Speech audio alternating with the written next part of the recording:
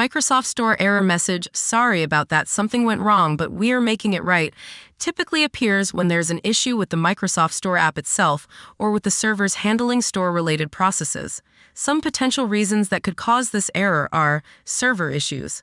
Sometimes the Microsoft Store servers may experience downtime or temporary issues, leading to errors like this.